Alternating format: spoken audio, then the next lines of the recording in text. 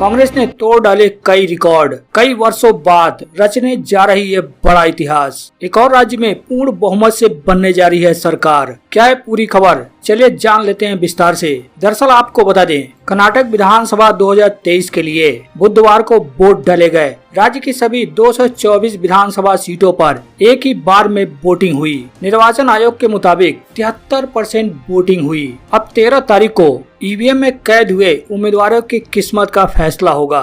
Voting समाप्त होने के साथ ही कई एग्जिट पोल भी सामने आए, जिसमें कांग्रेस बहुमत के आंकड़ों को पार करती हुई दिखाई दे रही है। लेकिन वोटिंग से कुछ घंटे पहले ही कर्नाटक चुनाव के रिजल्ट को लेकर सट्टा बाजार का भी कई आंकड़ा सामने आ गया है। सट्टा बाजार चलाने वाले सटोरियों ने कर्नाटक में कांग्रेस पर सबसे ज्यादा अपना पैसा लगाया है। देश के 6 प्रमुख सट्टा बाजारों ने कर्नाटक चुनाव को लेकर जो आंकड़ा जारी किया है, उससे कांग्रेस में खुशी की लहर दौड़ सकती है। देश के 6 प्रमुख सट्टा बाजार कर्नाटक में कांग्रेस की सरकार बनवाते हुए दिख रहे हैं। सभी सट्टा बाजार कांग्रेस को कर्नाटक में बहुमत से ज्यादा सीटें दे रहे हैं और जेडीएस को किंग मेकर की भूमिका में दिखा रहे हैं। हालांकि वोटिंग के बाद जो एग्जिट पोल सामने आए, 10 एग्जिट पोल में से 4 में कांग्रेस तो 1 में बीजेपी की सरकार बनने का दावा किया गया था। 5 पोल में हंग असेंबली यानी किसी को भी बहुमत नहीं मिलने की बात कही गई थी। लेकिन अब रिजल्ट आने से पहले ही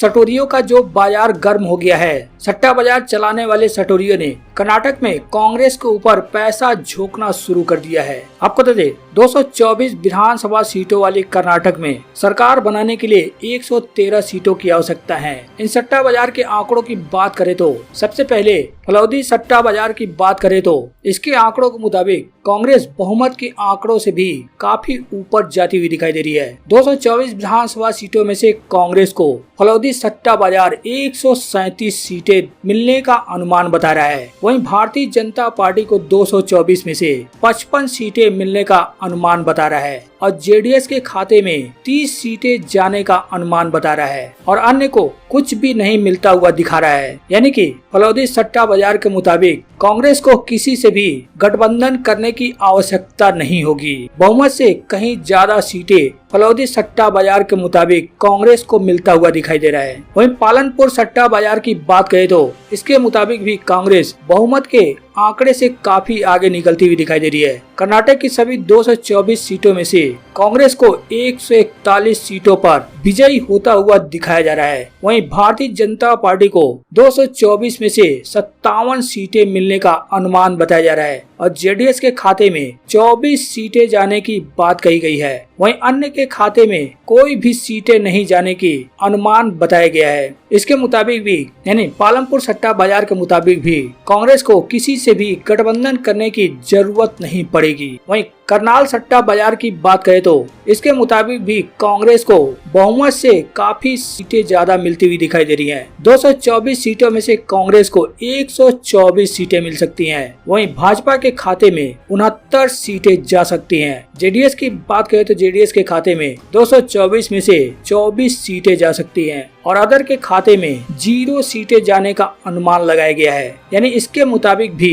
किसी पार्टी से कांग्रेस को गठबंधन करने की आवश्यकता नहीं होगी। कांग्रेस अकेले ही सरकार बनाने की स्थिति में होगी। वहीं बोहरी सट्टा बाजार की बात करें तो इसके मुताबिक भी कांग्रेस को बहुमत से काफी ज्यादा सीटें मिलती हुई दिखाई दे रही हैं। कर्नाटक की 224 विधानसभा सीटों में से कांग्रेस को अकेले 149 सीटें मिलने की बात कही गई है। वहीं भाजपा को 224 में से महज 48 सीटों पर सिमटता हुआ बताया गया है। वहीं जेडीएस के खाते में 22 सीटें जा सकती हैं और अन्य के खाते में कुछ भी सीटें नहीं जाती हुई दिखाई दे रही हैं। यानी बोहरी सट्टा बाजार के मुताबिक भी कांग्रेस को किसी से भी सहायता लेने की जरूरत नहीं पड़ेगी। बात करें बेलगाम सट्टा बाजार की तो इसके मुताबिक भी कांग्रेस को बहुमत से काफी ज्यादा सीटें मिलती हुई दिखाई दे रही हैं। 224 सीटों में से कांग्रेस को 136 सीटें मिल सकती हैं, जो कि बहुमत के आंकड़े से काफी ज्यादा है। वहीं बीजेपी को 224 में से 56 सीटें मिलने का अनुमान लगाया गया है। वहीं जेडीएस के खाते में 30 सीटें जाने की बात कही गई है और अन्य के खाते में कुछ भी जाता हुआ नहीं दिखाई दे रहा है। यानी कि बेलगाम सट्टा बाजार के मुताबिक भी कांग्रेस को किसी से गठबंधन करने की जरूरत नहीं पड़ेगी। वहीं बात करें कोलकाता सट्टा बाजार की, तो कोलकाता सट्टा बाजार के मुताबिक भी कांग्रेस बहुमत के आंकड़ों से काफी ज्यादा आगे निकलती हुई दिखाई दे रही है। कर्नाटक की 224 सीटों में से कांग्रेस को 132 सीटों पर जीत मिल सकती है। वहीं बीजेपी के खाते में 56 सीटें मिलने का अनुमान जताया गया है। वहीं जेडीएस के खाते में 224 में से 34 सीटें जा सकती हैं और अन्य के खाते में कोई सीटें जाती हुई नहीं दिखाई दे रही हैं। यानी कि कोलकाता सट्टा बाजार की भी माने तो इसके मुताबिक भी कांग्रेस को सरकार बनाने के लिए किसी के गठबंधन की आवश्यकता नहीं पड़ेगी। अकेले दम पर कांग्रेस कर्नाटक में सरकार बना सकती है। हालांकि इन सभी 6 सट्टा बाजार के दावे कितना सही और कितना गलत साबित होते हैं यह तो कुछ ही घंटों बाद पता लग जाएगा। लेकिन वहीं दूसरी तरफ कर्नाटक कांग्रेस के अध्यक्ष डीके शिवकुमार ने बड़ा दावा किया है। एग्जिट पोल के आने के बाद डीके शिवकुमार ने कहा कि कांग्रेस 146 सीटों के आंकड़े को पार करेगी। डीके शिवकुमार का कहना है कि मैं इन सभी एग्जिट पोल के आंकड़ों को नहीं मानता हूं, क्योंकि सब सर्वे अलग अलग आंकड़े दे रहे हैं। उनका कहना है कि मैंने अपने यानी उनके जो आंकड़े हैं 146 प्लस के आंकड़े पर खड़ा हूं। कर्नाटक की जनता को भी कर्नाटक में परिवर्तन चाहिए। वहीं सिद्धारमैया का भी कहना है कि कांग्रेस पार्टी बहुमत हासिल करने वाली है और एग्जिट पोल भी यही कह रहे हैं कि कांग्रेस पावर में आने वाली है। उनका कहना है कि मुझे यकीन है मैं वरुण निर्वाचन क्षेत्र से जीतूंगा। बहरहाल 10 जो अलग अलग कंपनियों ने अपने अपने एग्जिट पोल जारी किए थे, उन 10 में से 4 एग्जिट पोल ऐसे हैं जो कांग्रेस की सरकार बनवाते हुए दिख रहे हैं और एक में बीजेपी की सरकार बनने का दावा किया गया है और 5 पोल्स में हंग असेंबली की तरफ इशारा किया गया है, यानी किसी को भी बहुमत नहीं मिलने की बात कही गई है। उन सभी 10 एग्जिट पोल की बात करें तो सबसे पहले आज तक एक्सिस माई इंडिया की बात करें तो कांग्रेस को 224 में से 122 से 140 सीटें मिल सकती है, यानी कि पूर्ण बहुमत मिलता हुआ दिखाई दे रहा है। वहीं भाजपा को 62 से 80, जेडीएस को 20 से 25, अन्य को 0 से 3 सीटें और न्यूज 24 टुडे चाणक्य के मुताबिक 120 सीटें कांग्रेस को मिल सकती है, यानी कि यहाँ भी बहुमत मिलता हुआ दिखाई दे रहा है। और भाजपा को 92, जेडीएस को 12 और अन्य के खाते में कुछ भी नहीं। जी न्यूज मैट्राइज के हिसाब से भी कांग्रेस को 103 से 118 सीटें मिल सकती हैं, यानी कि यहाँ पर बहुमत में थोड़ा सा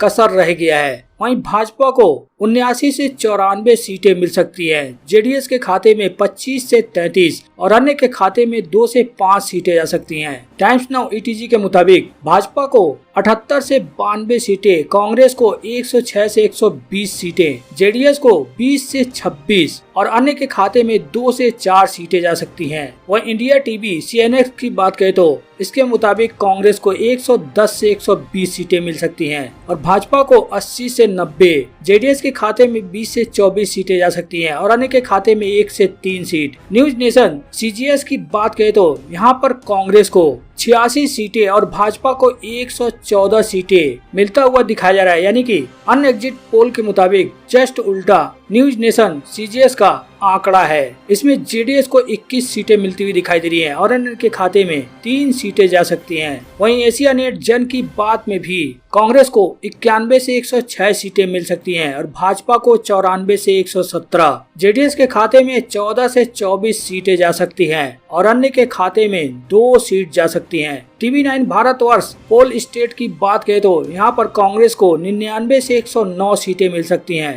भाजपा को 88 से 98, जेडीएस के खाते में 21 से 26 सीटें जा सकती हैं और अन्य के खाते में 0 से 4 सीटें। एबीपी न्यूज सी वोटर की बात करें तो कांग्रेस को यहाँ पर 100 से 112 सीटें मिल सकती हैं, भाजपा को 83 से 95 सीटें, जेडीएस के खाते में 21 से 29 और अन्य के खाते में 2 से 6 सीटें जा सकती हैं। रिपब्लिक पी मार्क्यू की बात करें तो यहाँ पर कांग्रेस को 94 से 108 सीटें मिलने की बात कही जा रही है। वहीं भाजपा खाते में 85 से 100 सीटें जा सकती हैं और जेडीएस को 24 से 32 सीटें मिलने की बात कही गई है। वहीं अन्य के खाते में 2 से 6 सीटें जा सकती हैं। आपको दे दें, कर्नाटक में सरकार बनाने के लिए 113 सीटों की आवश्यकता है। इन 10 एग्जिट पोल की बात करें तो सिर्फ 2 एग्जिट पोल छोड़कर, यानी आज तक एक्सिस माई इंडिया और न्यूज 24 टुडे चाणक्य के एग्जिट पोल को छोड़कर बाकी 8 के 8 एग्जिट पोल हंग असेंबली की तरफ इशारा कर रहे हैं। सिर्फ आज तक एक्सिस माई इंडिया और न्यूज 24 टुडे चाणक्य ही